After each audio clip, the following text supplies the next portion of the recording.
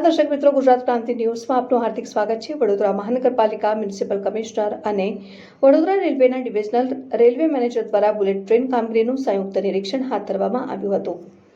વડાપ્રધાન નરેન્દ્ર મોદીનો tree project એટલે કે બુલેટ ટ્રેનની કામગીરીએ સમીક્ષા કરવા વડોદરા મ્યુનિસિપલ કમિશનર અરુણ મહેશ બાબુ અને વડોદરા રેલવેના divisional railway manager Raju Phadke સંયુક્ત રીતે કામગીરીનું નિરીક્ષણ કરવા આવી પહોંચ્યા હતા અને વડોદરા મહાનગરપાલિકા દ્વારા રેલવે ઓવરબ્રિજની વાત કરવામાં આવી છે ત્યારે ટ્રાફિકને કેવી રીતે ડાયવર્ઝન આપી શકાય અને લોકોને કોઈપણ પ્રકારની હાલાકી ન થાય તે માટે બુલેટ ટ્રેન કામગીરીની જગ્યા પર સ્થળ નિરીક્ષણ કરવામાં આવ્યું હતું।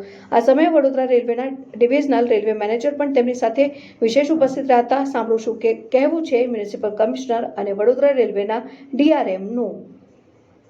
બ્યુરો રિપોર્ટ, ગુજરાત ક્રાંતિ ન્યૂઝ, વડોદરા।